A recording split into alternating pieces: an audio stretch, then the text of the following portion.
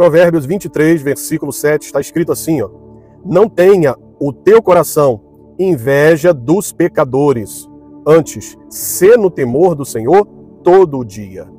A palavra do Senhor, ela está falando aqui sobre algo que nós sabemos que é um pecado, que é algo muito ruim. E ela está falando para nós, como pessoas de Deus, que não devemos ter inveja dos pecadores. Parece algo absurdo, mas é verdade, alguns cristãos invejam as experiências e o estilo de vida de alguns pecadores. Mas haverá um dia do acerto de contas. Por isso que a Bíblia está dizendo, ó, sê no temor do Senhor todo o dia. Ou seja, pare de olhar para o que eles estão fazendo ou vivendo e lembre-se que você precisa viver no temor do Senhor.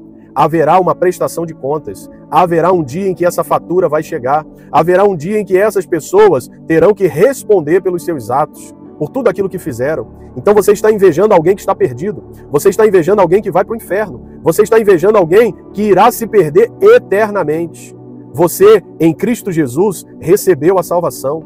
Pela obra de Cristo na cruz, Ele nos proporcionou a salvação. Estávamos todos condenados por causa do pecado. Jesus foi lá e pagou a nossa dívida. Eu não preciso invejar o pecador, eu estou numa condição infinitamente melhor do que a dele. Você está numa condição infinitamente melhor do que a dele. Bom, e o que é inveja? A inveja é o desejo de possuir um bem que pertence a outro. É um sentimento de inferioridade e de desgosto diante da felicidade do outro. É um sentimento de cobiça da riqueza, do brilho e da prosperidade alheia. É bem verdade que os pecadores, às vezes, eles têm sim mais riquezas, mais brilho, né? Jesus falou que filhos das trevas são mais hábeis do que os filhos da luz. É verdade que às vezes eles têm mais prosperidade, eles viajam mais, eles ostentam mais bens materiais do que nós. Mas e aí, o importante não é o que vivemos aqui, o importante é depois dessa vida. Aí que veremos quem realmente era rico e quem era pobre. A inveja é o desejo constante que algumas pessoas sentem ao almejar a todo custo as conquistas da vida alheia. É desejar o que o outro possui. Há uma outra definição a respeito da inveja, que é você quer ter e não quer que o outro tenha. Isso também é inveja.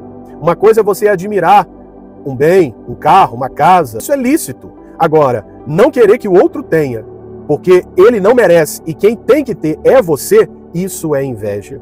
A palavra do Senhor fala que a inveja é a podridão dos ossos.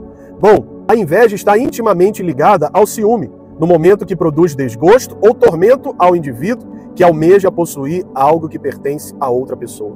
Já ouvi casos de mulheres que invejaram o cabelo da amiga, mulheres que invejaram o casamento da amiga, da irmã, mulheres que invejam o casamento de outras, vizinhas que invejam a casa de outros, homens que invejam a vida profissional, o sucesso profissional de outros amigos, funcionários que invejam o sucesso dos seus patrões, dos seus chefes, dos seus superiores. Admirar o sucesso de alguém não é pecado, é lícito, mas não querer que o outro tenha porque ele não merece e quem deveria estar no lugar dele é você, isso é inveja, isso é podridão dos ossos. A Bíblia fala de vários casos de homens que invejaram outros. A palavra do Senhor fala lá em Salmo 73 que Asaf, ele disse, quase que eu me desviei, quase que os meus pés escorregaram, porque eu invejava a prosperidade do ímpio. A palavra do Senhor também diz que Saul invejou Davi, porque as mulheres, o povo cantou, Davi venceu, Saul venceu os seus milhares e Davi venceu os seus 10 milhares. Ou seja, o povo cantava, Saul é vitorioso, só que Davi, ele tem mais vitórias. Saul ficou com inveja das vitórias de Davi. Ele menosprezou as suas vitórias. Ele rejeitou as suas conquistas e ficou cego por causa da inveja. E assim ele tentou matar Davi. Ele tentou eliminar aquele que era maior do que ele. Olha, há pessoas que são mais inteligentes, mais fortes, mais prósperas, mais capazes do que você e do que eu. E aí, qual o problema? Há pessoas que têm um canal com milhões de inscritos, e daí, não importa se eu falo para 30, 50, 60, 100 pessoas, ou para 100 milhões de pessoas, o importante é estar cumprindo o meu propósito. Eu não quero ser famoso, eu quero ser relevante. Há muitas pessoas famosas que são irrelevantes. Assim é o caso lá de Ananias. Ananias, a Bíblia não fala muito sobre ele, fala mais sobre Saulo, ou o apóstolo Paulo. Mas Ananias foi importante na vida de Saulo. Foi ele que orou para que Saulo recuperasse a visão.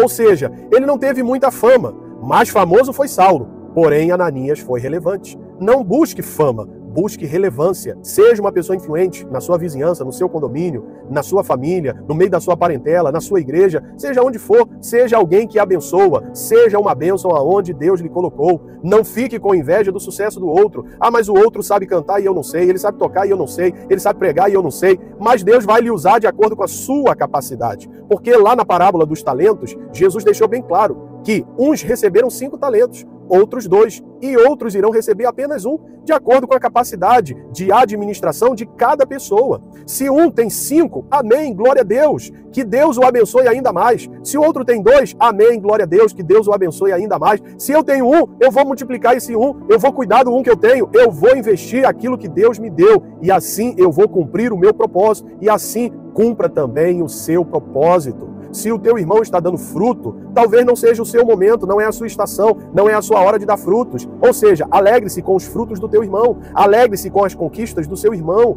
Isso, aplauda as vitórias do seu irmão. Amanhã serão as suas, amanhã você vai dar frutos, amanhã você será também honrado e exaltado para a glória de Deus. É tudo no tempo dele, é na hora dele, é como ele quer, da forma que ele quiser. O importante é cada um estar cumprindo a sua função e fazendo a sua parte, como membros do corpo de Cristo. Por inveja, mataram Jesus. Por inveja, os irmãos de José lançaram ele naquele poço e depois venderam José para o Egito. Tudo inveja. As pessoas, elas invejam as outras, elas querem o brilho das outras, elas querem o cabelo das outras, a roupa das outras, o relógio das outras, o celular das outras, o carro das outras, o trabalho, o salário, as conquistas, as viagens dos outros, o ministério bem-sucedido dos outros, a igreja dos outros, a esposa dos outros, os filhos. Misericórdia. Você é um homem de Deus, você é uma mulher de Deus, não precisa invejar o que é do outro, principalmente aquilo que é do ímpio, aquilo que é do pecador. Mantenha-se no temor do Senhor e Deus também honrará você, e Deus abençoará você. E ainda que você nunca tenha o que o outro tem, ainda que você nunca vá para os lugares que o outro foi, ainda que você nunca receba a honra que o outro recebeu, não importa, você já recebeu uma grande honra de ser filho de Deus, de ser um servo do Senhor, de ter direito à salvação. Isso já é o bastante.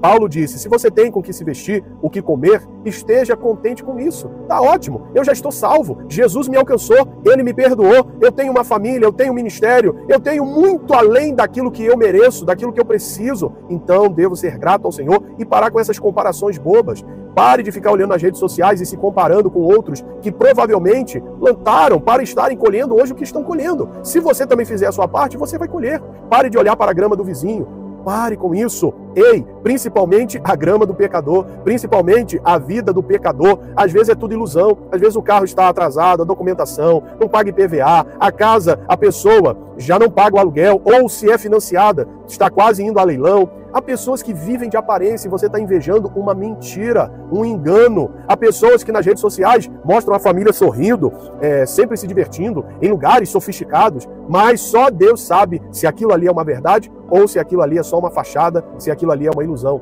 Então, valorize a vida que Deus te deu, valorize os dons e talentos que o Senhor depositou em você e glorifique a Deus com a vida que Ele te deu em nome de Jesus. Amém?